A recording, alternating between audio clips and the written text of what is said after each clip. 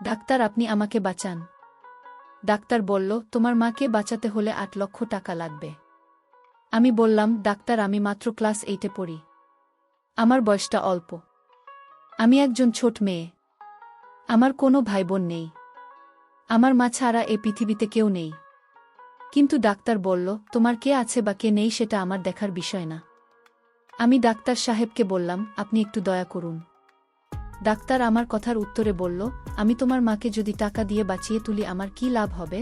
আমি বলেছিলাম, ডাক্তার, আপনি আগে আমার মাকে সুস্থ করে তুলুন, আপনার যা ইচ্ছা সব আমি পূরণ করব। ডাক্তার তখন বলল, আমি একটা শর্তে তোমার মাকে বাঁচাতে পারি। আমি বললাম, আপনি বলুন কিশোর, আমি সব মেনে নেব। ডাক্তার বলল, তুমি আমাকে কিছু দিতে হবে। আমি বললাম, কি দিতে হবে ডাক্তার সাহেব? ডাক্তার বলল, তুমি আমার অন্য একটা অফিসে এসো, ফিরে আজ রাত 12টার পরে আমি তোমার মায়ের সমস্ত চিকিৎসার করছে। আমি দিব। ডাক্তার সাহেব যখন রাতের কথা বললেন তখন আমার মনের ভিতর ভয় কাজ করছিল, কিন্তু কিছু করার নেই। আমি ডাক্তার সাহেবের কথা না শুনলে আমার মায়ের চিকিৎসা হবে না। আর তাই আমি বাধ্য হয়ে আমি ডাক্তারের সাথে রাত 2টায় তার অফিসে গেলাম। ডাক্তার আমায় দেখে বললেন, তুমি এসেছ, আসো আমার রুমে। আমি ডাক্তার সাহেবের রুমে গেলাম। তারপর ডাক্তার সাহেব বললেন, তোমার কাছে আজ আমি যা চাই তাই দিতে হবে, যদি না দাও তাহলে তোমার মা বাঁচবে না। তারপর ডাক্তার সারারাত আমার সাথে যা করেছিল তা শুনলে তোমাদের অবস্থা খারাপ হয়ে যাবে। আসল ঘটনাটি শুরু করার আগে তোমাদের কাছে একটা অনুরোধ, তোমরা আমার চ্যানেলটিকে সাবস্ক্রাইব করে পাশে থাকবেন, তাহলে আসল ঘটনা শুরু করা যাক। আমার মায়ের শরীর খুব খারাপ ছিল। আমি তাকে ডাক্তারের কাছে নিয়ে গেলাম, কিন্তু তার চিকিৎসা করানোর টাকা আমার কাছে ছিল না। ডাক্তার বলল, মায়ের চিকিৎসা করাতে হলে আমার অফিসে চলে এসো। মায়ের চিকিৎসার জন্য আমি ডাক্তারের পার্সোনাল অফিসে গেলাম। আমার নাম সাইমা। আমার বয়স 13 বছর। যখন আমার মায়ের শরীর খারাপ হয় তখন তাকে আমি অনেক ডাক্তার দেখাই, কিন্তু কোনো লাভই হয় না। দিন দিন মায়ের অবস্থা আরও খারাপ হতে থাকে। ডাক্তাররা মায়ের রোগটাকে অপ্রতিকার্য ঘোষণা করেছিল, কিন্তু মা ছাড়া আমার আর কেউ ছিল না। আমি মায়ের এই অবস্থা দেখে খুবই কাঁদতাম। আমি মায়ের একমাত্র মেয়ে ছিলাম। আমার কোনো ভাইবোন ছিল না যে আমাকে সাহায্য করবে। মায়ের চিকিৎসার জন্য আমি আমাদের সমস্ত জমিজমা বিক্রি করে দিয়েছিলাম। এখন আমার হাতে বেশি টাকাও নেই। মায়ের অসুস্থতার খবর পেয়ে একদিন কাকা আমাদের বাড়িতে এসে বলে, তোমাদের উপর দিয়ে এত ঝড় বয়ে গেছে, আর তোমরা আমাকে একবার খবর দাও। একবার যদি আমাকে ফোন করতে, তাহলে তো আমি চলে আসতাম। আমি কাকে কি আর বলব, অনেকবার আমি কাকার বাড়িতে ফোন করেছিলাম আমাদের অবস্থার কথা বলার জন্য, কিন্তু কাকিমা প্রত্যেকবার আমাকে অপমান করে। ফোন কেটে দিয়েছিল কাকিমা। বুঝতে পেরেছিল যে আমি তার স্বামীর আর ছেলের কষ্ট করে রোজগার করা টাকা খরচা করতে চাই। কাকা মায়ের সাথে অনেক কথা বলার মা চুপ করে শুনল। মায়ের সাথে কথা শেষ হওয়ার পর কাকা আমাকে বলল, সাইমা, তোমার জিনিসপত্র গুছিয়ে নাও, তোমরা আমার সাথে আমার বাড়িতে যাবে। আমার একবারে ইচ্ছে ছিল না তো কাকার বাড়িতে যাওয়া। কাকার ছেলেকে আমার পছন্দ নয়, কিন্তু কাকা বলল, যতদিন না আমার মা পুরোপুরি সুস্থ হচ্ছে ততদিন আমরা তাদের বাড়িতেই থাকবো পারে। আর কাকার বাড়িতে থাকা মানে রোজ কাকিমার কথা শোনা।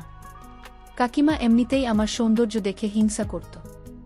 সে বলতো আমি সব ছেলেকে আমার রূপের জালে ফাঁসাই, কিন্তু কাকা জোর করল, তাই আমাকে বাধ্য হয়ে জিনিসপত্র গোছাতে হলো। কাকা আমাদের তার বাড়িতে নিয়ে গেল। কাকি তো এই খবরটা পেয়ে গোটা বাড়ি মাথায় তুলে বলতে লাগে, এমনিতে এত খরচ, তার উপর আরও 2জন মানুষকে বাড়িতে নিয়ে এলে এদের খাওয়া পড়া খরচা কে দেবে? তখন কাকা গিয়ে কাকির কানে কানে কিছু একটা বলার কি চুপ করে গেল। কাকি আমাকে বল, যাও সাইমা, তোমার মাকে নিয়ে ঘরে যাও। আমি যেতে যেতে ভাবতে লাগলাম যে কাকে এমন বললেন, কাকিকে যে তা কি রকম বদলে গেল। কিন্তু কিছুক্ষণ পর আমি ব্যাপারটা ভুলে গেলাম আর মাকে নিয়ে চিন্তা করতে শুরু করলাম। আমি ভাবলাম যে আমি যদি শহরে কোনো ছোটখাটো একটা চাকরি খুঁজে নিই তাহলে মায়ের চিকিৎসার টাকা জোগাড় করতে পারব। কিন্তু আমার চিন্তা ছিল যে কাকা যদি আমাকে চাকরি করতে না দেয়। পরের দিন সকালে উঠে আমি প্রথমে রান্নাঘরে গেলাম কিছু খাবারের বন্দোবস্ত করতে। তখন কাকি রান্নাঘরে এসে আমাকে বলল, দেখো সাইমা, এখন তো তোমাকে আর তোমার মাকেই বাড়িতে থাকতে হবে। তুমি তো জানো জিনিসপত্রের দাম কি রকম বেড়েছে। তুমি এক কাজ করো, শহরে কোনো ছোটখাটো একটা চাকরি খুঁজে নাও, তাহলে কিছু না হোক মায়ের ওষুধ খরচা তো তুমি দিতে পারবে। বাকি ব্যবস্থা আমি আর তোমার কাকা করে নেব, সে নিয়ে তোমায় ভাবতে হবে না। আমি কাকির এই রোগটা কোনোদিনও দেখিনি। তার ব্যবহার একদম বদলে গিয়েছিল, আমার মায়ের খুব ভালোভাবে খেয়াল রাখছি। আমি দেখে অবাক হলাম যে এক রাতের মধ্যে কাকে এতটা কি করে বদলে গেল। কাকা কি এমন বল কাকিকে যে সে নিজেকে বদলাতে বাধ্য হল? সে যাই হোক, সে আমার সাথে খুব ভালো ব্যবহার করছিল। আমি তো এই বিষয়ে খুশি ছিলাম যে আমি এখন চাকরি করতে পারব, কেউ আমাকে বাধা দেবে না। আমি ঘরে এসে মাকে বললাম যে আমি চাকরি করতে চাই, কারণ আমি জানি মায়ের এটা জানা দরকার। তার মেয়ে সারাদিন কোথায় থাকবে, মা আমাকে চাকরি করতে বারণ করো না। মা ও বুঝতে পেরেছিল যে এখন আমরা কাকার বাড়িতে আছি, তাই নিজেদের খরচা যতটা সম্ভব নিজেদেরকেই চালাতে হবে। শহরে আমার একটা বন্ধু ছিল, তার নাম সুমন। আমি তাকে ফোন করে সব কথা বললাম। সে বলল, সাইমা তুমি আমাকে 2 দিন সময় দাও, আমি চেষ্টা করছি আমার অফিসে তোমাকে একটা কাজ জোগাড় করে দিতে। যদি তোমার এখানে কাজটা হয়ে যায় তাহলে খুব ভালো হবে, আমরা 2 বন্ধু একসাথে কাজ করতে পারব। কথা শুনে আমি খুব খুশি হলাম, কারণ আমি প্রথমবার শহরে কাজ করতে যান। কিন্তু আমার ভয় লাগছিল এই ভেবে যে শহরের পরিবেশটা কেমন হবে, আমি ওখানে গিয়ে মানিয়ে নিতে পারব কিনা। এই ভাবতে ভাবতে 2 দিন কেটে গেল। 2 দিন পর সুমন আমার বাড়িতে চলে এলো।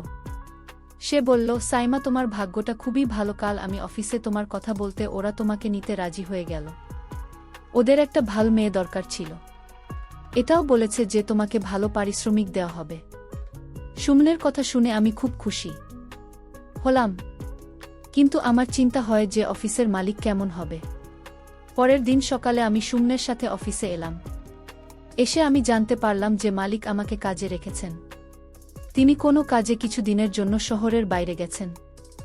এটা একটা সার্জিক্যাল কোম্পানি ছিল, যেখানে চিকিৎসার সরঞ্জাম তৈরি হতো। প্রথম কদিন আমাকে শূন্যের সাথে রাখা হতো, যাতে আমি ভালো করে কাজ শিখতে পারি। প্রথম দিন আমার অফিসে আসতে অস্বস্তি হচ্ছিল, কিন্তু আস্তে আস্তে আমি এখানে পরিবেশের সাথে নিজেকে মানিয়ে নিলাম। আমি শূন্যের সাথে অফিসে আসতাম, আর ছুটি হলে তার সাথে বাড়ি ফিরতাম। 15 দিন হয়ে গেল আমি এখানে কাজ করছি, কিন্তু এখনও আমি আমার মালিককে দেখতে পাইনি। আমি এখনও জানি না তিনি কে, আর তিনি কেমন। আমি একবার ওনার সাথে দেখা করতে চাই, যিনি আমাকে কোনো ইন্টারভিউ না নিয়ে চাকরিতে দিয়ে দেন। আমার শিক্ষাগত যোগ্যতা বেশি নয়, আমি কেবল 7 পাশ করেছিলাম। বাবা মারা যাওয়ার পর আমার আর পড়াশোনা করা হয়নি। একদিন মায়ের শরীর খুব বেশি খারাপ হয়েছিল, আমি সেই সময় অফিসে ছিলাম। কাকি আমাকে ফোন করে বলে, তোমার মায়ের শরীরটা খুব খারাপ, তুমি এক্ষুনি বাড়ি চলে এসো। কাকির গলাটা খুব চিন্তিত শোনায়। আমি সঙ্গে সঙ্গে সুমনকে বলে বাড়ি চলে এলাম। এসে দেখি মা খুব অসুস্থ। আমি মাকে নিয়ে হাসপাতালে গেলাম। সেখানে ডাক্তার মাকে দেখেই জবাব দিয়ে দিন, বলল, তুমি ওনাকে কলকাতা নিয়ে যাও। তখন আমার কাছে বেশি টাকাও ছিল না, কিন্তু তাও আমি মাকে কলকাতা নিয়ে এলাম। আমি চাই না থাকার জন্য মায়ের চিকিৎসা বন্ধ হয়ে যাক। কলকাতা নিয়ে এসে মাকে হাসপাতালে ভর্তি করিয়ে দিলাম। ওখানে ডাক্তার আমাকে ধৈর্য ধরতে বলে, তারা তাদের দিক থেকে পুরো চেষ্টা করছে। এদিকে আমার কিছুই ভালো লাগছিল না, মনে হচ্ছিল যে কোনো সময় আমাকে ছেড়ে চলে যেতে পারে। তারপর আমি পৃথিবীতে পুরোপুরি একা হয়ে যাব। প্রায় 24 ঘন্টা পর ডাক্তার আমাকে তার অফিসে ডাকেন, আর ডেকে বলেন, তোমার মায়ের অবস্থা খুব খারাপ, তার হার্টের অবস্থা খুব খারাপ হয়ে গেছে। আমাদের এখনই তার চিকিৎসা শুরু করতে হবে। তার জন্য তোমাকে 5 লাখ টাকা জমা দিতে হবে, তবে আমরা তোমার মায়ের চিকিৎসা শুরু করতে পারব। এত মোটা টাকার অঙ্ক শুনে তো আমার হাত পা কাঁপতে থাকে। আমি ভাবতে থাকি, এতগুলো টাকা আমি কোথা থেকে জোগাড় করব। ডাক্তার সাহেব মনে হয় আমার অবস্থাটা বুঝতে পারছিলেন। তিনি আমাকে জিজ্ঞেস করেন, তোমার কিছু অসুবিধা থাকলে আমায় বলতে পারো। আমি আমার 2 হাত দিয়ে মুখ থেকে কাঁদতে লাগলাম, আর কাঁদতে কাঁদতেই বললাম, ডাক্তার সাহেব, আমার কাছে এত টাকা পয়সা নেই। আমি আমার মায়ের চিকিৎসাও করাতে চাই, কিন্তু আমার কাছে একটা টাকাও নেই। আপনি বলে দিন, কি এমন করলে আমি আমার মায়ের চিকিৎসা করাতে পারব। আমি অনেক কষ্টে টাকার ব্যবস্থা করে ওনাকে কলকাতা নিয়ে এসেছি। ডাক্তার সাহেব চিন্তায় পড়ে যান। উনি আমার কাঁধে হাত রেখে বলেন, ঠিক আছে, আজ বিকেলে তুমি আমার অন্য একটা অফিসে, সেখানে আমি তোমাকে কিছু কাজ দেব। আর টাকাও দেব, যেটা দিয়ে তুমি তোমার মায়ের চিকিৎসা করাতে পারবে। তুমি যদি আমার কথা না শোনো তাহলে তোমাকে আর বাঁচানো যাবে না। আমি কোনোভাবেই মাকে হারাতে চাই না। তাই আমি ডাক্তার সাহেবের কথা মেনে নিলাম। বিকেলে আমি ডাক্তার সাহেবের দেওয়া ঠিকানায় গিয়ে পৌঁছালাম, যেখানে উনার আরও একটা অফিস আছে। সেখানে গিয়ে আমার একটা বড় ঝটকা লাগল, কারণ সেটা সেই অফিস যেখানে আমি সুমনের সাথে অফিসের কাজ করি। সন্ধে 7টা বাজছিল। ডাক্তার সাহেব আমার জন্য অপেক্ষা করছিলেন। তিনি আমাকে দেখে হাত ধরে তার অফিসে নিয়ে আসেন এবং বসতে বলেন। আমার একটু ভয় করছিল, কারণ অফিসে আমি একদম একা ছিলাম। কিছুক্ষণ বসার পর আক্তার সাহেব বললেন, তুমি তো তোমার মায়ের চিকিৎসা করাতে চাও, তাই না? তুমি আমার জন্য কি করতে পারবে? আমি বললাম, স্যার, আপনি যা বলবেন আমি তাই করব। আপনি শুধু আমার মাকে বাঁচিয়ে দিন। আমার কথা শুনে ডাক্তার সাহেব কিছুক্ষণ ভেবে বললেন, তোমাকে আমার অফিসে কয়েক রাত থাকতে হবে।